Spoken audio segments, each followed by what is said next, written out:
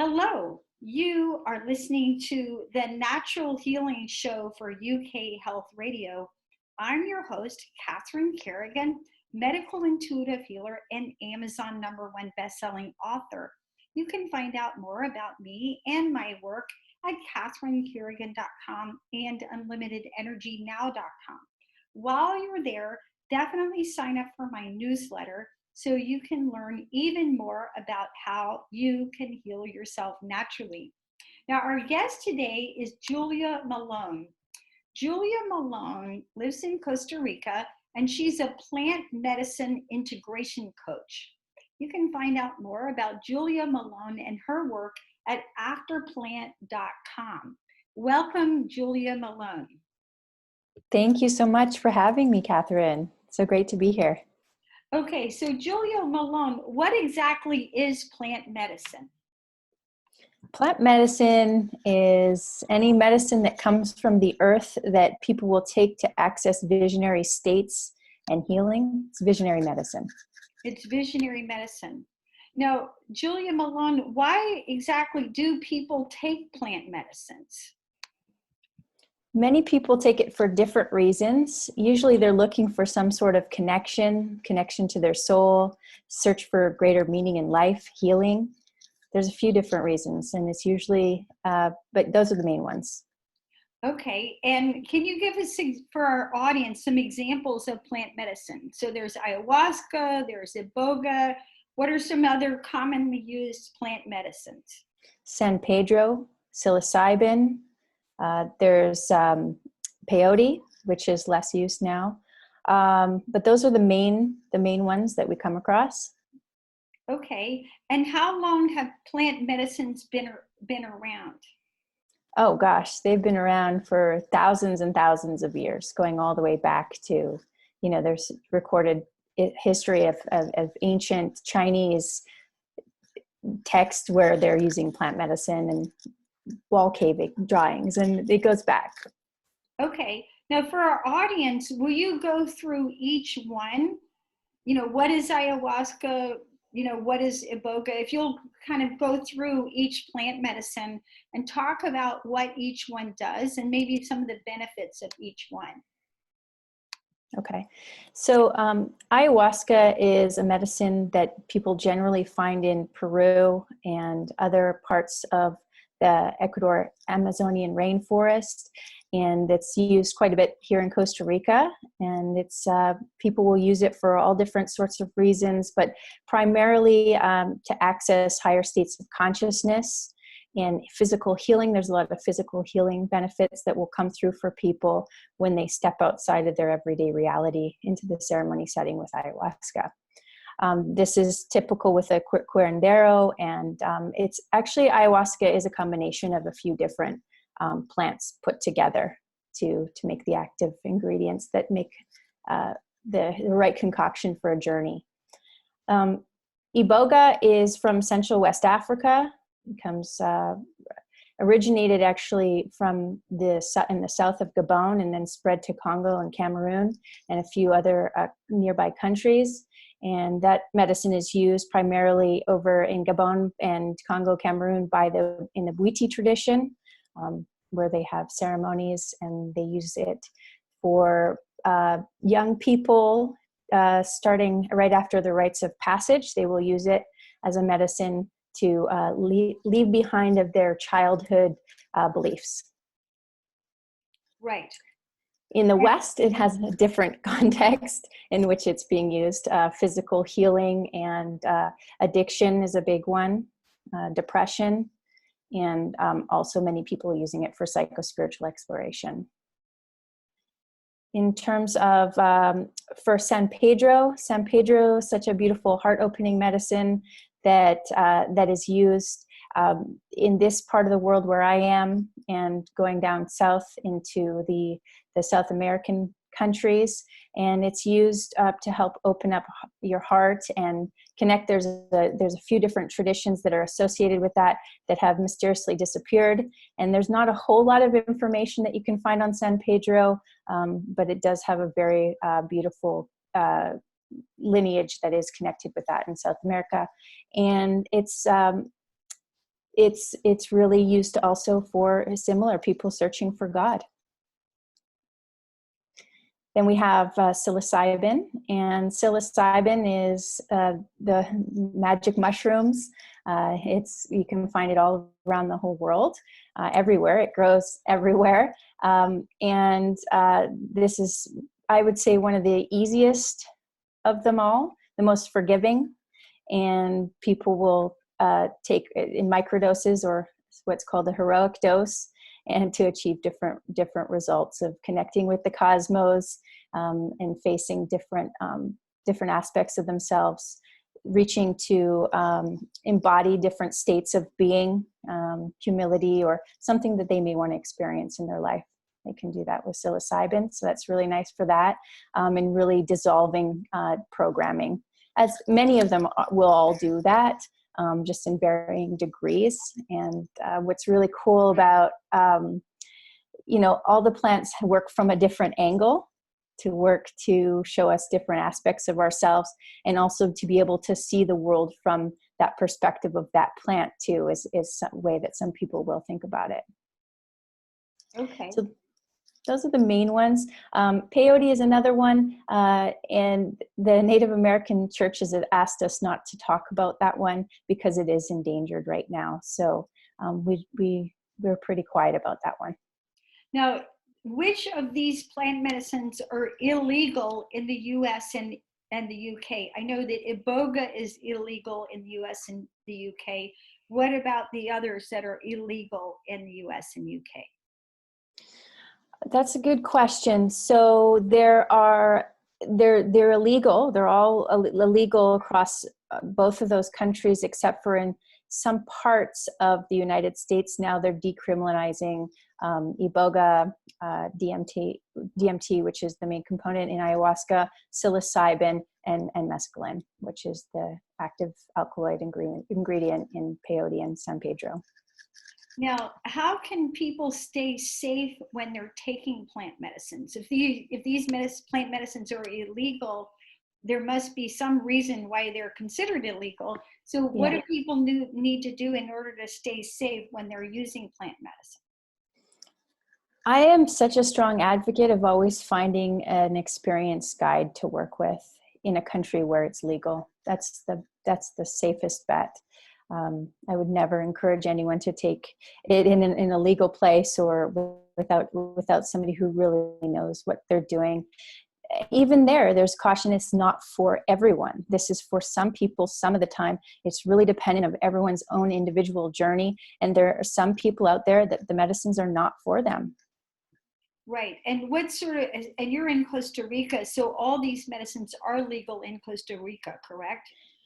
I wouldn't say they're legal, as they are just uncategorized. So you can legally use them, but it doesn't mean that they're legalized here. Okay. And what sort of people need to watch out and not use the plant medicines? There is so many variables that go into that. And it's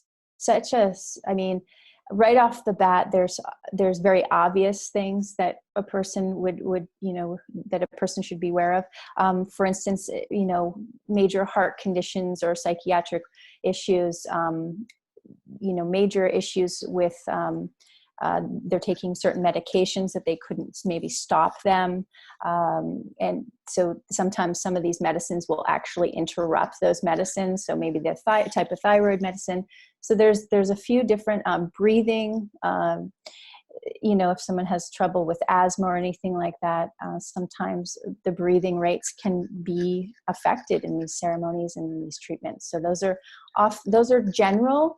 And then, when we're talking about like really getting into the refinement of a person's journey, then they really need to sit and ask the really deeper questions about why they really want to do this, and what are they seeking for. And I love to ask people the question, if plant medicine was not an option, what are other ways that they might seek out to try and reach this answer that they're looking for?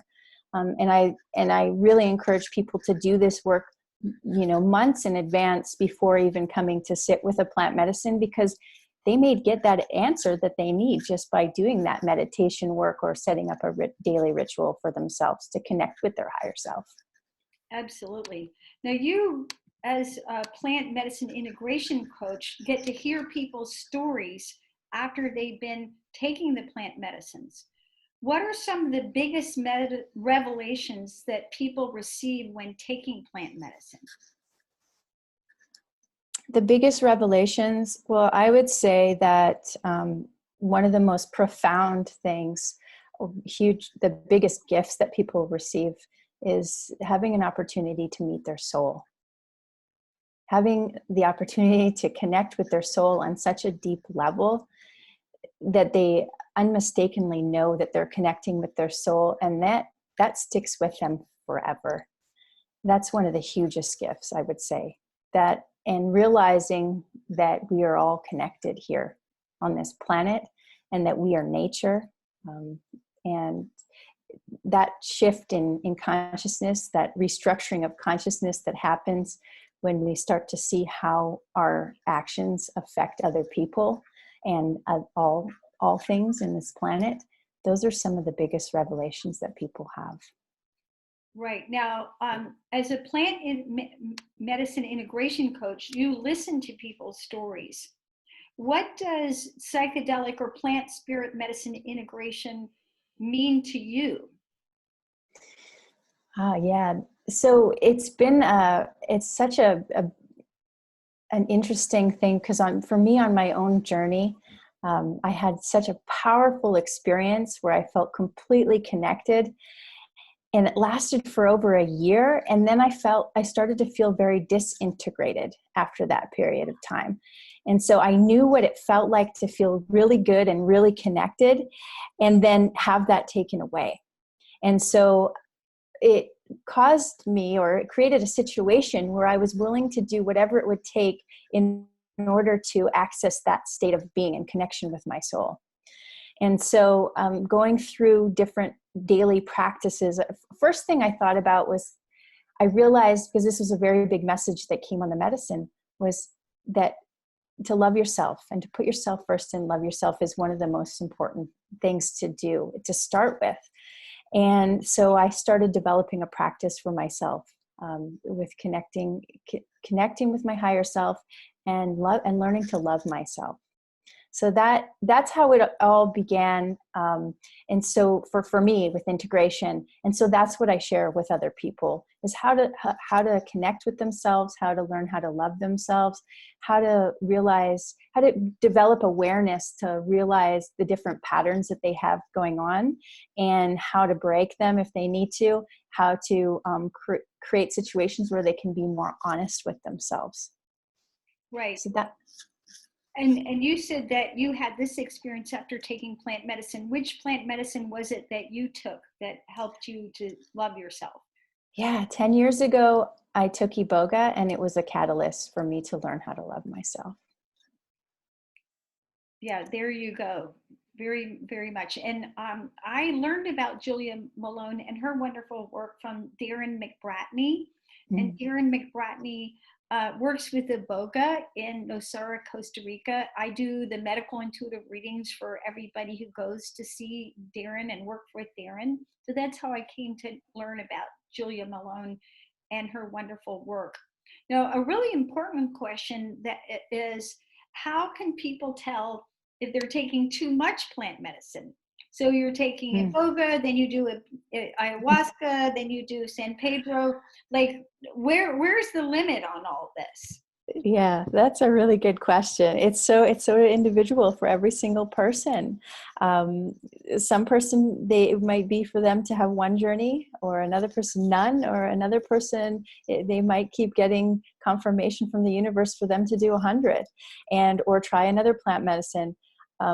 For me, it was very exploratory. I worked with iboga for 10 years and served the medicine and dove deep into the Bwiti tradition with iboga, and then started to realize there was some answers that I wasn't quite getting to, that I needed to search outside of the tradition and the tribe that I was involved with. I needed to, and actually that's when I met Darren. which was really great. And so I really wanted to understand at that point what other medicines were and how they interacted with the human body and the psyche and human consciousness. And so I, at that point, experimented with ayahuasca and peyote and a few other, and psilocybin. And I really checked in and got clarity every time I did that. And actually in April of last year, I got a really clear message that that was my last ceremony. So it's about listening to your own inner guidance, asking for help, working with people like yourself to get feedback and understand, like, this is the insight that I'm getting. I'm getting insight that it would be beneficial for me to take this journey, and get confirmation from that. Look for signs, engage help and support. Now, once a person has taken a plant medicine, is integration, first of all, what does integration actually mean? Does that mean talking through the visions you saw? What does it mean to integrate? Yeah, there's different kinds of integration. And there's a passive integration and more active integration. There's integration with yourself, and then there's integration with community. And so there's various things that you can do. And there's a more passive integration phase. It's just going out and having fun and letting it all go and seeing what comes through, or creating a space where it's white space, where you're not actually actively doing anything, and allowing those insights to drop in and those realizations to happen post ceremony. And then there's more active engagement, which is journaling and getting up every morning before the sun rises and writing with a candle and reflecting on our dreams and doing these different kind of exercises that are more active. There's just going out into nature. There's communicating, having conversations with friends that you can trust, that have maybe had that experience or have had similar experiences with different plants or similar plants, and having those conversations about typical patterns that arise. Right. So is integration really necessary? So once someone has taken San Pedro or psilocybin or iboga or ayahuasca, is that really necessary? So it's going to happen regardless. This is integration. It's going to happen whether you're actively focusing on it or not. However, if you decide that you want to take this to a greater level of refinement, and you really want to focus your intention, you will be able to direct where you're going with this and how much benefit you can receive from the journey. And I've spent time in Gabon, and they don't have a word for integration. They don't need a word for it. It just is. Their culture is already supporting that work that's happening for generations. The grandparents and the great grandparents have all taken the medicine, so they know how to engage, and they're holding that space regardless. Right. Here, we don't have. It's not built in. So that's why it's a thing that's separate. And in an ideal world, we don't have integration. Awakening is maybe the masculine counterpart, and then integration is maybe the more feminine counterpart. And together they come together, and it's, we cross into this state of awakening and integrating. It becomes second nature. So they're not separate from one another. Right. My observation also is people can go to a place like Costa Rica, work with some wonderful shaman like Darren McBratney and take a boga, and then you go back to your real life, right? Yeah. You go back to your job, you go back to your family. So you have these insights, and then you go back to your life. And, that's a whole other level of integration. So Julia Malone, do you find people having difficulty going back to their regular life after having all these insights? Yeah, it can be challenging for a lot of people. There's people that have regular practices already, like meditation. Maybe they're already part of a community that's very open-minded. For them, it's less difficult. If people don't already have that in their life, it can be really challenging for them because they've gone through this huge change. They go back into their environment, and their environment barely changed from when they left, and they're back in there, and there's all these old programs and constructs that are existing there. And so it's challenging because they struggle with trying to maintain that new reality that is so real for them, and they know is better for their well-being, and then slipping into old programs. So that's why integration support is very helpful, to help keep those doors open. Right. And I always feel that, the most important factor for your health is actually your environment.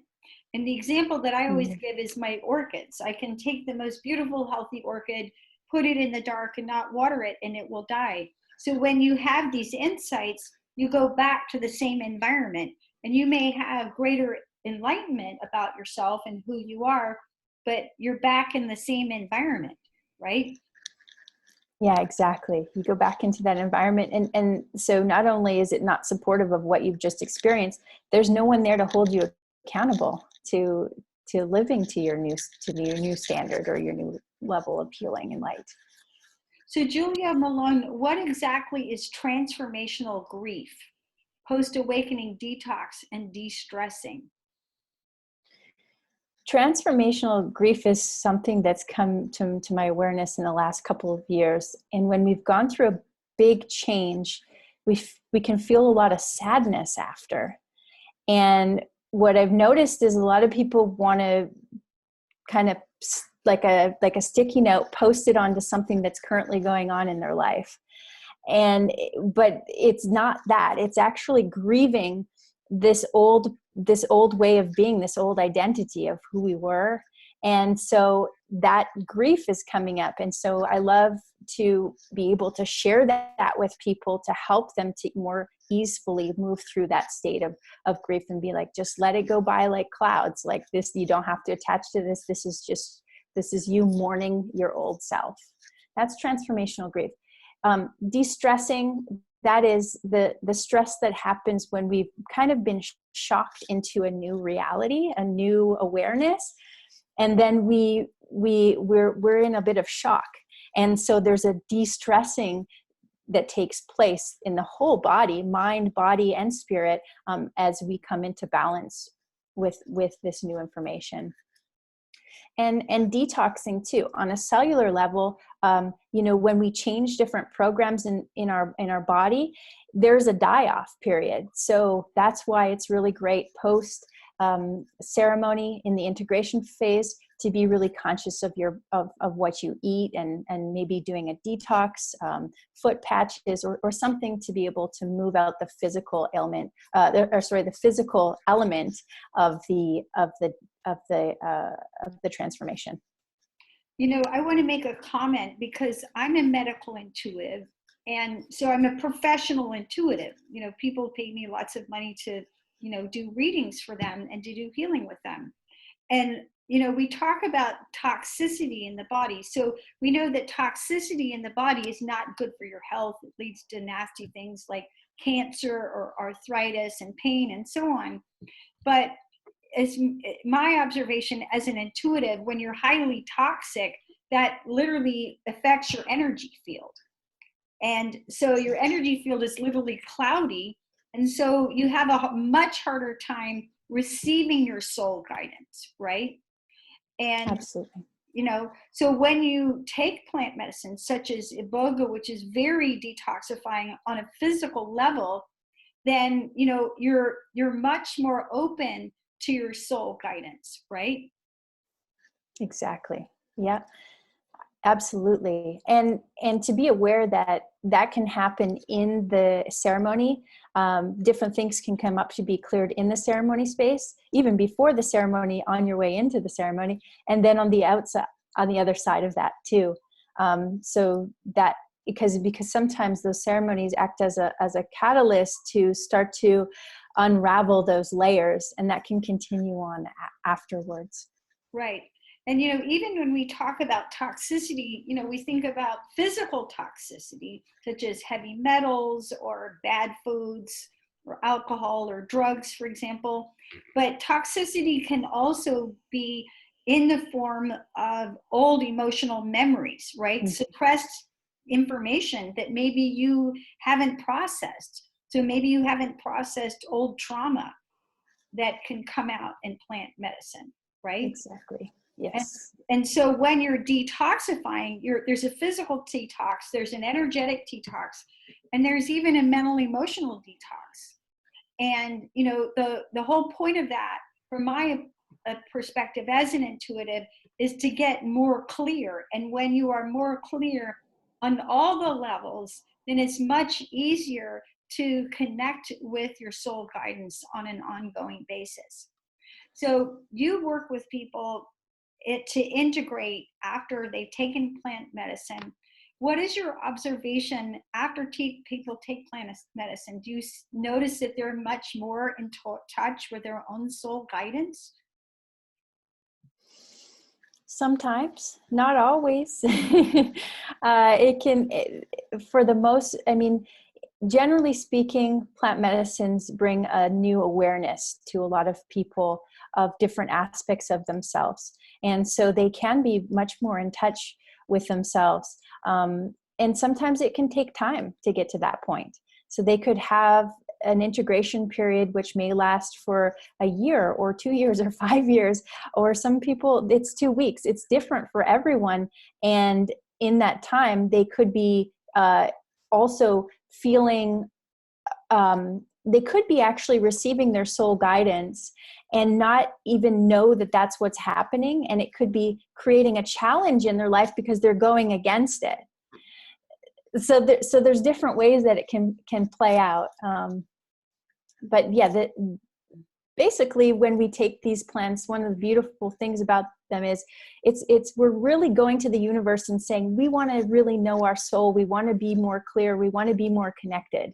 And so it's up to us to be in integrity with that ask from the universe and do the follow-up work with the integration, because that's essentially what we're asking for when we take these plants. Julia Malone, of afterplant.com. What are the different kinds of plant awakening integration? The different kinds of plant? Well, those are, like we were touching on before, there's a passive and there's a more active. There's integrating with community, and there's integrating with yourself. And for me, I had been doing a lot of integration processing on my own. And then I started to call in a community, and I ended up doing online courses and connecting with different coaches and getting little bits and pieces that were very helpful for me. And then one of the most incredible things was actually going into a group process with a group of 20 people and experiencing that, where we were doing a process that I actually now do called Cellular Alchemy.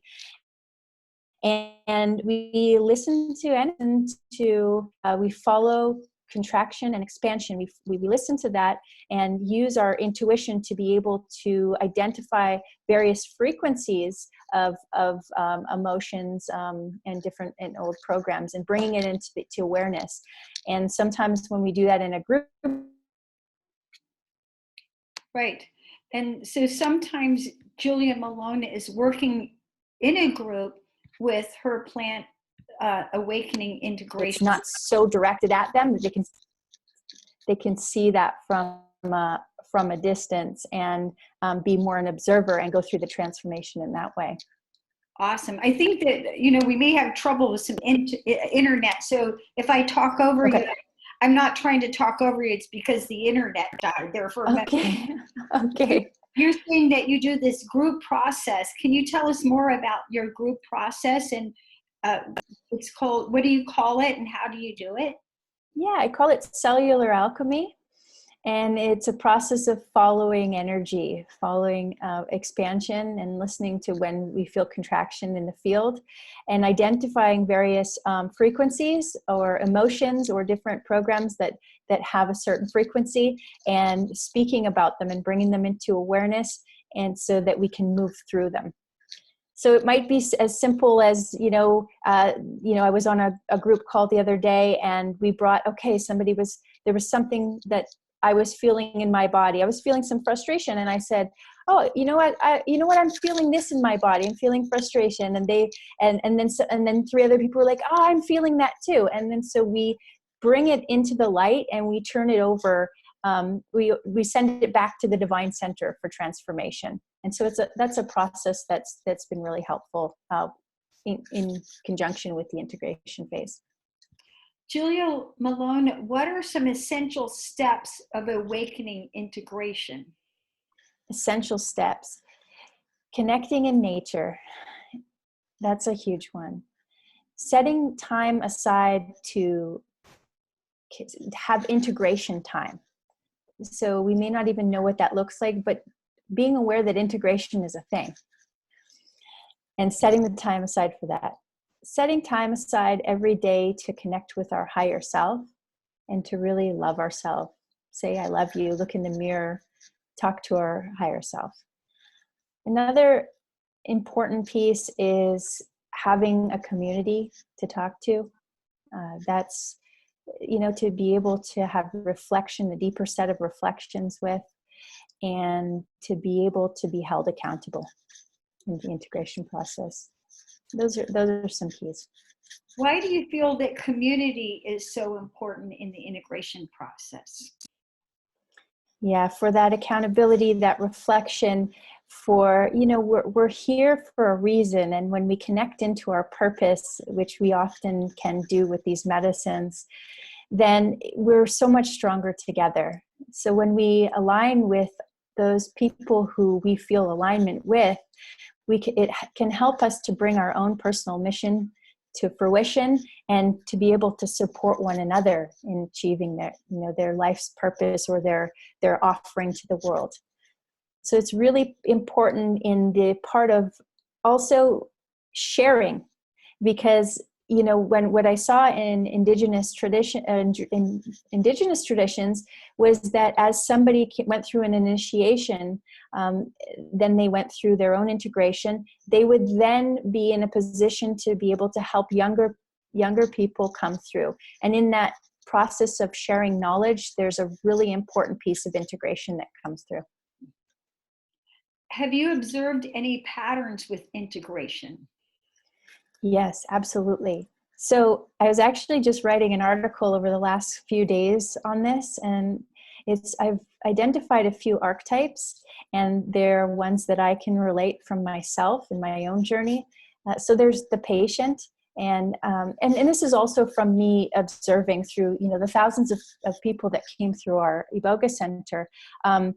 We saw people come through that were patients, and they had maybe searched everywhere, high and low, for a treatment, and then they were just looking for this. It was maybe even a last resort for them. They may even had been struggling with depression, and they would come to this place of coming for healing, and they're the patient, and then they go out into the world, and sometimes they are looking they want a microdose to continue to alleviate their symptoms.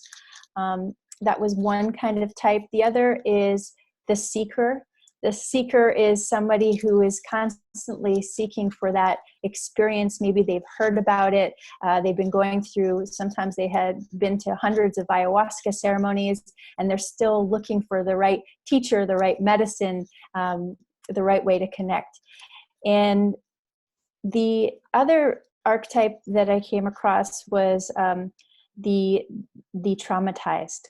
So someone who had experienced the dark side of psychedelics or the dark side of plant medicine, whether it was their own trauma coming up in that ceremony, or whether they were in a setting that was not conducive to a positive experience for them. And then these people often too are still curious, because they realized there was something there, and they're skeptic about the benefits, but they are still curious, and also potentially looking for integration support. Another one is the hero, the savior, someone who has this mind-blowing experience, and then they want to become a shaman. They want to go out they want to save the world. They want to start a retreat center, and they want to do this all through serving plant medicine to people. And the other in that archetype too, they've sometimes they feel super enlightened, and they feel like they're on the bell curve of transformation. So that may be something else with that archetype. And then the other is the elder. So the veteran, the elder, someone who has had an experience and multiple experiences, and they are in a place of respect with medicines, and they share their own experience with humility, and they also share safety to help others who are about to approach the journey to do so in a safe way. And then the last one is this new archetype that I'm seeing more and more of, which is the fully integrated. And this is someone who has maybe they've taken the medicine once, or maybe they've taken it 100 times, but they know that they're done working with the medicines. They are able to possibly connect with the spirits of these medicines without having to ingest it. They may even be able to transmit the frequency of the ceremony without having to ingest it, or without the patient or the client being able to ingest the medicine.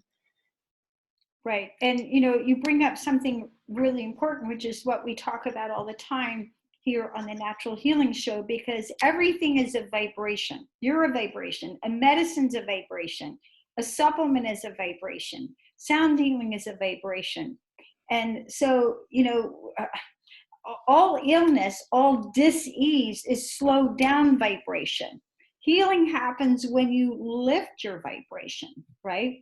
And so there's all different modalities that we talk about here on the Natural Healing Show that literally lift your vibration. Now, you mentioned the dark side. And, many people may have had traumatic experiences. I know I've done medical intuitive readings on people, for example, who've been abused or attacked, or have had, some really truly upsetting event in their life that caused post-traumatic stress disorder.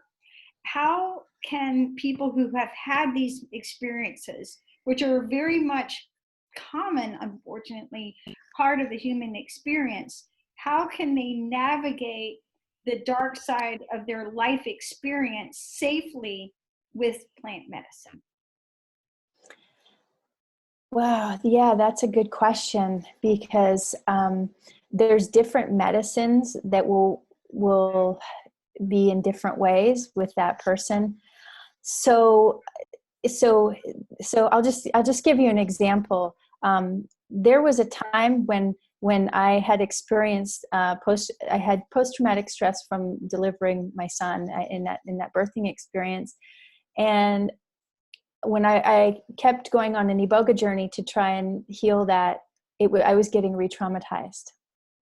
And for whatever reason, for me, it was part of one of the reasons that I actually had an experience with peyote later on, because it was whatever way it worked, it allowed me to view the trauma in a different way and move through it.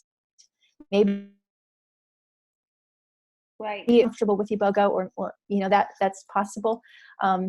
So it's unique to everyone. If that's what you mean by that question you were asking. Right. Was that? Yeah. I feel that it's so important that a person work with a very highly caring guide. Yes. Probably about 2 years ago now, I did a medical intuitive reading for a woman, and she had done Iboga maybe 2 years before that, with in a situation where she went to a center. It was not with Darren McBratney at all, but some other place, someplace in Mexico, I believe. And the shaman left, but she insisted she wanted to do the Iboga anyway. And she ended up literally re-experiencing her, a rape that had happened earlier in her life. And she'd gone into PTSD and literally hadn't been able to come out of it, right? Mm-hmm. So again, how can people who know they've had these traumatic experiences navigate plant medicines in such a way that they can be used for healing and not to relive, the pain and the suffering of the trauma?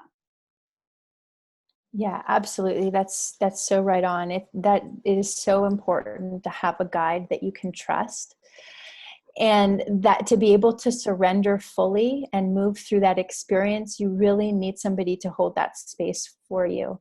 And so it's really important that the person that you decide to take medicine with, that you build a relationship with them beforehand, get to know them, and really choose that person because you can trust them, because they act in integrity. For sure. Yeah. And this lady, like I said, I don't understand like why she went ahead if the shaman left. I don't know. And, you know, she didn't receive the aftercare that she really needed, right? Yeah. So, you know, I was recommending, for example, that she take amino acids to balance her brain chemistry. And no one was addressing her properly from a chemical perspective or from an emotional perspective. So, what do you see on the horizon for plant medicines? So right now, there obviously with this shift on the planet and a lot of us being in lockdown, there is this growing, I don't know if you call it a movement or a way of being with the medicines, where people are microdosing at home, and people are working with a sitter via Zoom. So I see that. I'm not recommending that to anyone. I'm just saying that I see that trend happening. And where I really see plant medicines going, you know, in the longer run of things, is that we move into this, we're all moving up in vibration with all this work that everyone's doing through all these different ways, not just plant medicines, all the different ways that people are doing their own work. And they're moving into higher states of consciousness. So we are tapping into our abilities that we have, that have been laying dormant for many years. And so I see the future of plant medicine as being us being able to activate those frequencies of the plants and sharing that with others. That's something that I've already done myself. I've held ceremony and I've been able to share the iboga experience with people, where there was no physical, tangible substance of the medicine anywhere around. And so let's talk about that and explore that. So, you know, we talk about, you know, you can actually take the medicine or you can share the vibration. How does it happen that you can share the vibration of a plant medicine without actually physically taking the plant medicine itself? Yeah, that's a really good question. So for many years, I was able to experience that and share it. And what I realized that I was actually biochemically hypnotizing myself. And so I was able to biochemically hypnotize myself into a state that mimicked the state that I was in when I was on iboga, for instance. And I was able to, through my voice-guided meditation, guide my friend, one of my friends through that. And so I wanted to be able to work with the spirit of the plant in order to invoke the plant so that we could have an experience that wasn't biochemically hypnotizing. And so, so then I was able to do that, but that was, you know, that was actually through doing some very high level work with angelic guidance. And so this was something that I was able to do. Yeah, so that I don't know how much more you want me to go into that, but right.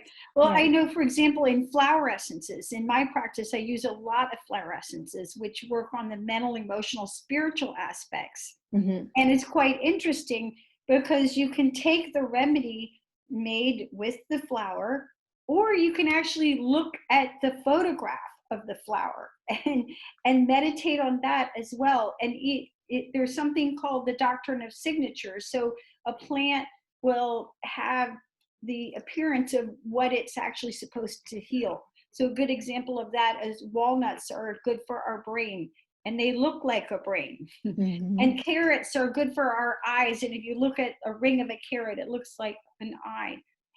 So it's interesting that there are people such as yourself who are interested in sharing the vibrational healing of specific plant medicines without people actually having to take the plant medicine itself, right?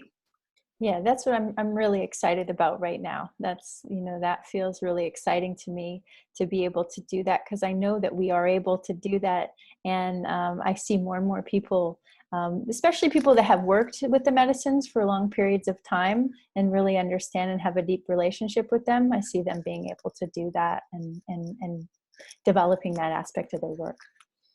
Julia Malone, plant medicine integration coach. Any final thoughts for our audience?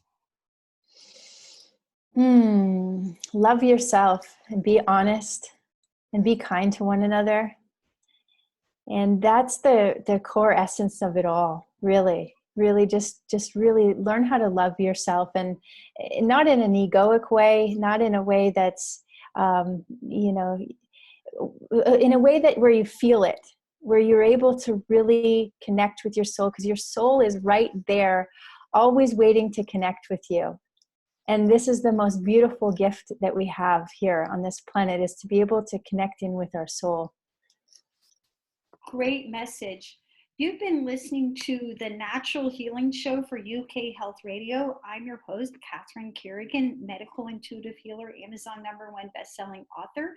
You can find out more about me and my work at catherinecarrigan.com and unlimitedenergynow.com. While you're there, definitely sign up for my newsletter so you can learn even more about how you can heal yourself naturally. Our guest today has been Julia Malone. You can find out more about Julia Malone and her wonderful work at afterplant.com. And remember, when you connect to who you are, which is your soul, you receive the healing and insights that you need naturally. Thank you so much for listening, and we'll see you next time.